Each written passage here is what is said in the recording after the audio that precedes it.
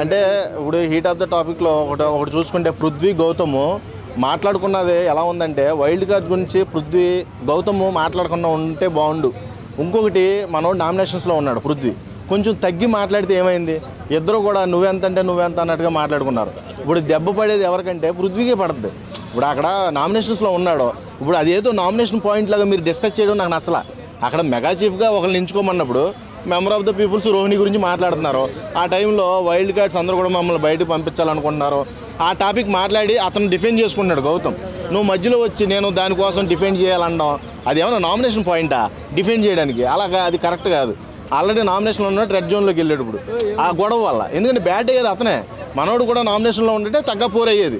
ఇద్దరికి నీకేయాలని ఓటి దెబ్బలాడుకునేవాళ్ళు బయట ఆడియన్స్.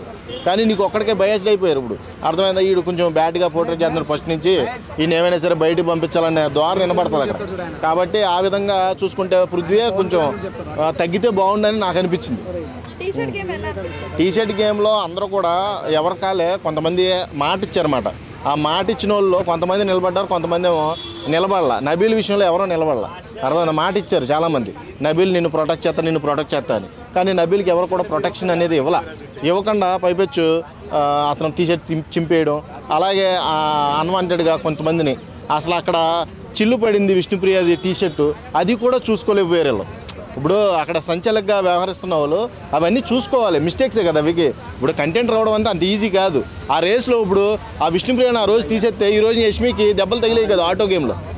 ఆటోలో అందరూ కూడా ఆటోలోంచి ఎవరైతే ముందు బయటకు వస్తారో వాళ్ళందరూ ఎలిమినేట్. ఆ ఆటోలోంచి బయటకు రాకుండా ప్రొటెక్ట్ చేసుకునేది వాళ్ళిద్దరూ బలంగా ఉన్నారు కాబట్టి, పృథ్వీను విష్ణుప్రియ వాళ్ళిద్దరూ కూడా బయట లవ్ ట్రాక్ నడుపుతున్నారు కాబట్టి వాళ్ళిద్దరూ కలిసిపోయి అందరినీ తోసేశారు. అసలు యష్మిని అయితే మరీ దారుణంగా తోసారన్నమాట, రక్కేశారు.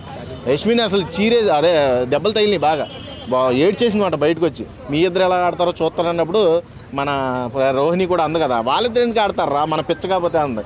ఇక మన విష్ణుప్రియ తగులుకుందన్నమాట, నువ్వు ఎక్స్ట్రాలు మాట్లాడతావు, నువ్వు చూసుకో అనేసరికి వెంటనే క్యారెక్టర్ నీ క్యారెక్టర్ ఏంటో నాకు తెలిసి అనేసరికి లోపలికి వెళ్ళిపోయి రోహిణి కూడా వెనక్కి తిరిగి వచ్చి క్యారెక్టర్ గురించి నువ్వే మాట్లాడాలి, ఫస్ట్ నిఖిల్ని ట్రై చేసావు, వాడు వడుకోవడం లేదని పృథ్వీ దగ్గరికి వచ్చావు, నువ్వే మాట్లాడాలి క్యారెక్టర్ గురించి అనడం. నిజంగా నిఖిల్ కూడా ఇలా చూస్తున్నాడు అనమాట అమాయకుల్లాగా.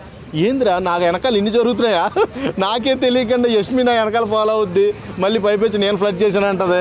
ఇక్కడ చూస్తేనేమో కట్ చేస్తే విష్ణుప్రియ ఫస్ట్ నన్నే లవ్ చేశాను అంటుంది ఈ రోహిణి. ఏంట్రా నాకు ఏం అర్థం కావట్లేదు బిగ్ బాస్ అన్నట్టుగా మనోడు ఎక్స్ప్రెషన్ ఇవ్వడం. కుదంతా మనోడికి ఈ పాయింట్ కొంచెం కలిసి వస్తుంది నిఖిల్కి. ఎందుకంటే నిఖిల్ అనేవాడు ఎవరిని కూడా ఫ్లడ్ చేయట్లేదు, ఇండివిజువల్గా అతన్నే అందరూ కూడా లవ్ చేస్తున్నారు, అందరూ కూడా అతన్ని ఇష్టపడుతున్నారని మనకి ఆల్రెడీ తెలిసింది. కొన్ని విషయాల్లో మనోడు చేసిన పనుల వల్ల యష్మి మీద ఇష్టం ఉందేమో అనుకున్నాను నేను కూడా. ఎందుకంటే అవినాష్ని నామినేట్ చేశాడు, నువ్వు అక్కడ అక్క అవినాష్ని కాదు సంథింగ్ గౌతమ్ని నువ్వు అక్క అనడం నాకు పదే ఇష్టం లేదని నామినేట్ చేసినప్పుడు మనోడు నిఖిల్ మీద పడింది ఏత. ఏంటి మనోడు లవ్ ట్రాక్ ఉంది, యష్మి అంటే ఇష్టమే అన్నట్టుగా పోర్ట్రేట్ అయింది బయట. కానీ యాక్చువల్గా మనోడికి లవర్ ఉంది, ఆ లవ్ స్టోరీ గురించి కూడా చెప్పాడు. బ్రేకప్ అయింది, హౌస్లోకి వచ్చాను, బయటికి వెళ్ళిన తర్వాత కాల్లో ఎల్లో పట్టుకొని ఆ అమ్మాయిని ఒప్పించుకొని నేను పెళ్లి చేసుకుంటానని కూడా చాలా క్లియర్గా చెప్పాడు. తర్వాత ఇక ఎక్స్ హౌస్మేట్స్ వచ్చిన తర్వాత ఒక్కొక్కడు ప్రతి వాళ్ళు గ్రూప్ గేమ్ అని ఆ గ్రూప్కి హెడ్ నువ్వే అనడం వల్ల వీడు టోటల్గా డిసప్పాయింట్ ఆడియన్స్ని కూడా అనేసాడు కదా, ప్లీజ్ నాకు ఈ వారం ఓట్ చేయొద్దని వెంటనే అనేసాడు.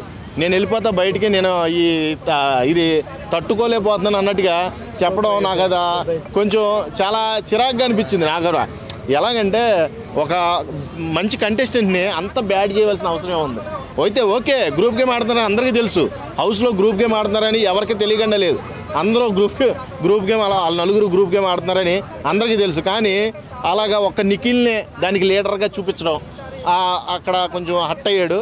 ఇవన్నీ మళ్ళీ రియలైజ్ అయ్యాడు నబీల్ చెప్పిన తర్వాత, బస్సు నీ అంతటి నువ్వు వాడు 4 సార్లు మెగా చీఫ్ అయ్యావు, నువ్వు మెగా చీఫ్ అవ్వలేదేమో కానీ నీ ఆట ఏంటో మాకు తెలుసు, గట్టిగా నిలబడు అన్నప్పుడు మళ్ళీ వెంటనే వచ్చి ఆ కెమెరా ముందుకి ఆడియన్స్ ఇందాక లేదో ప్రెస్టేషన్లు అనేసాను, మీరు నన్ను సపోర్ట్ చేయండి, కప్పించుకొని మీ దగ్గరికి వస్తాను అనడం.